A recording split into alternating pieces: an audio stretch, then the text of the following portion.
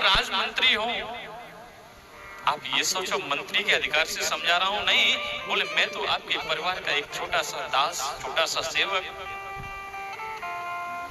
मैं प्रेम चाहता हूं, हित चाहता हूं आपका, तो एक बात कहना चाहता हूं। बोले क्या?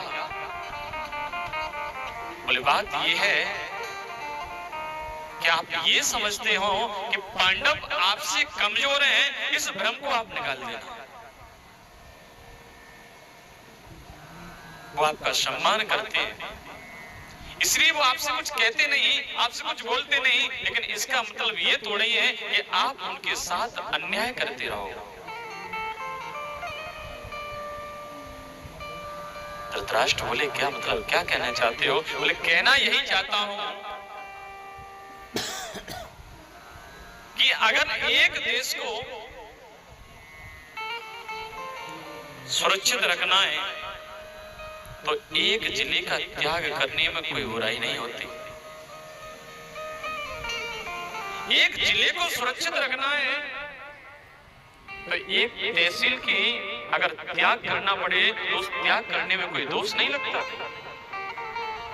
एक तहसील की रक्षा करनी है, अगर एक मौजे का या एक ग्राम पंचायत का त्याग करना पड़े उस त्याग करने में कोई बुराई नहीं है।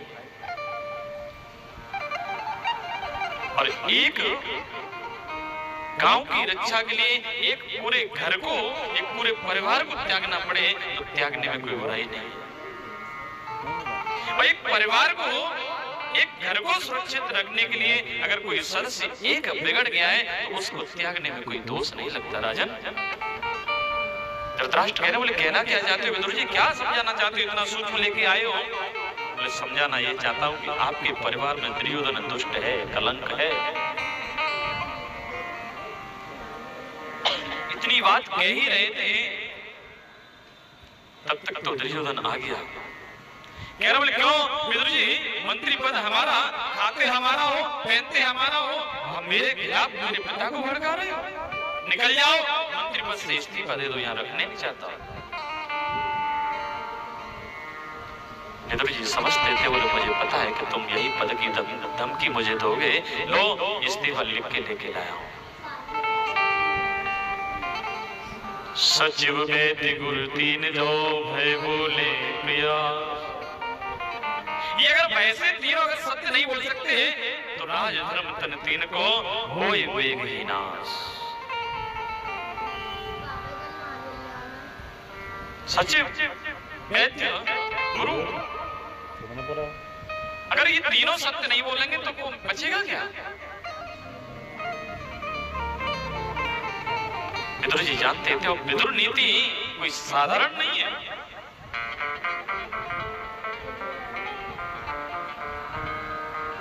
आज विदुर जी कह रहे हैं, बोले मुझे पता था, ये दिन मुझे ये बात कहने के बाद, समझाने के बाद भी सुनना पड़ेगा, देखना पड़ेगा, पहले इस्तीफा दे दिया, बोले जा रहा हूं भैया।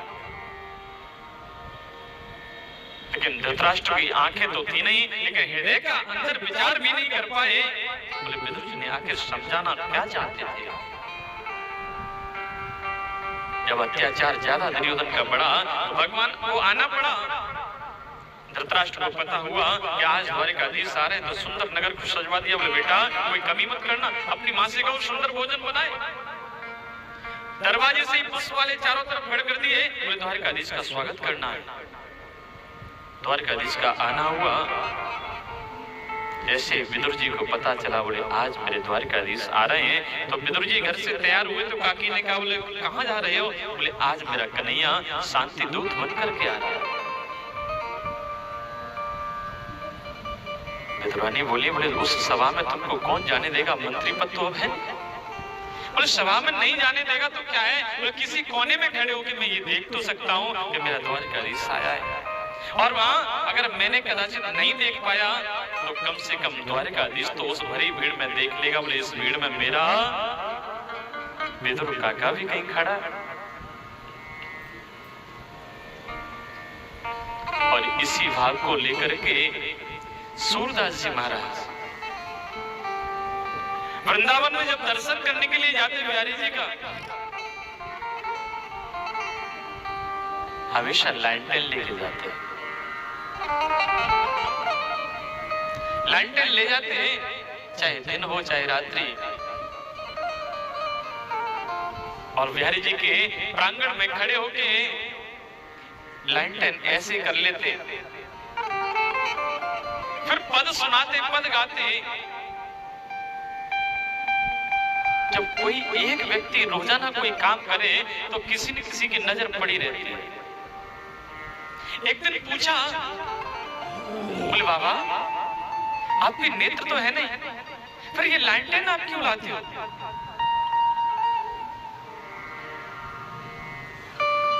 सूरदास जी ने जो जवाब दिया उस जवाब बड़ा हृदय है, अंदर से भर आता है। उन्होंने कहा, बोले सुनो भैया, मेरे आंखें तो है नहीं, मैं अपनी लाडली सरकार को नहीं देख सकता, लेकिन मैं भरी भीड़ में इस लैंटेन को लेकर इसलिए आता हूँ कि मेरा द्वारकाधीश इस भरी भीड़ में इस लैंटेन के उजाले में मुझे देख ले,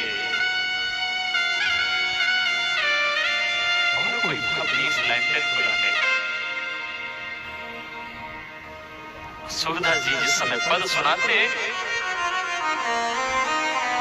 मानो ऐसा वर्णन करते कि आज मेरे द्वारकाधीश ने पीतांबर धारण किया है, आज मेरे ठाकुर ने अधरों पे बंसी जो है ना, उसमें हीरा मोती जड़े हुए, बड़ा सुंदर सुलेरी में मेरे गोविंद आज मुरली पेड़ी कमर किए हुए और मुरली का निनाद कर रहे हैं।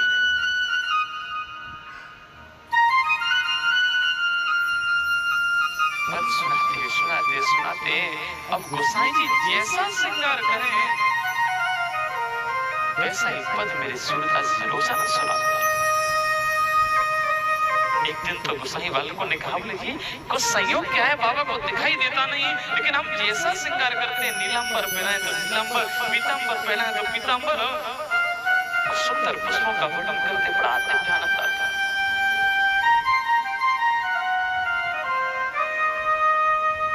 और जैसे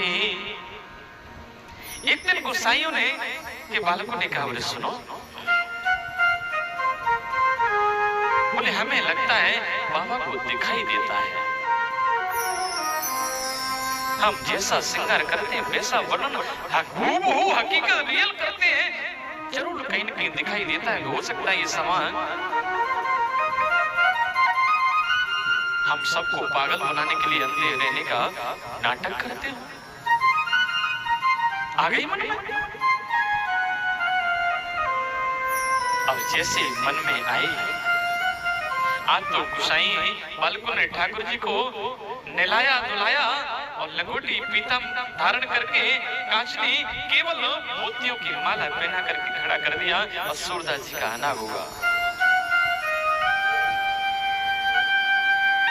अब तो गोसाई जी बालक तो गुस्सा, आज जैसी ठाकुर जी की छवि को देखा सूरदास जी ने पहले तो पल्लू लगाया, अपना लक आजमाओ 10 रुपए में लाखों।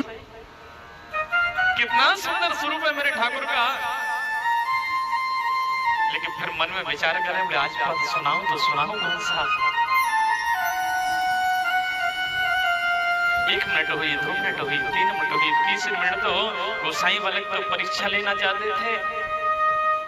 उन्होंने कहा, बोले बाबा सुनाओ, आज हमारे ठाकुर जी की छवि कैसी लग रही है कैसे? आज तो सूरदास जी कह रहे हैं, बोले गोसाई जी, बोले आज मत पूछो लाला कैसे लग रहा है, आज भर देखे नंग मनंगा। गोसाई जी आज जैसी छवि तो आज जैसा दर्शन तो हमने कभी किया ही नहीं। बोले है कैसी, क्या है? बोले आज हर देखे नंग मनंगा। सुनो, और ऐसा मन समझना कि कोई अशोभनीय लग रही नहीं। मुतियन माल उर्माहि विराजत, छवि के उठत तरंगा, आज हर देखे नंग मनंगा। जो अपने स्नान करते समय जो बूंद पड़ी हुई है गुलाब जल की, गंगा जल की, वो बड़ी सुंदर चमक रही है। जो अपने हार पहनाया ना मोतियों का, बड़ा सुंदर चमक रहा है, सुंदर स्वरूप, सुंदर बदन लग रहा है। और हमारे यहाँ तो संत कह देते हैं बोले नंद लला तुम होते लले तो गले कट जात करोड़ के। हे ठाकुर वो तो शुक्र है तुम लाला और लाली ना हो। बोले काले हो तो कमाल करते हो, कहीं गोरे होते तो मार ही डालता। ठाकुर इतना सुंदर नेत्र आप ये देखना चाहते हैं तो उस छवि को एक बार निहारो।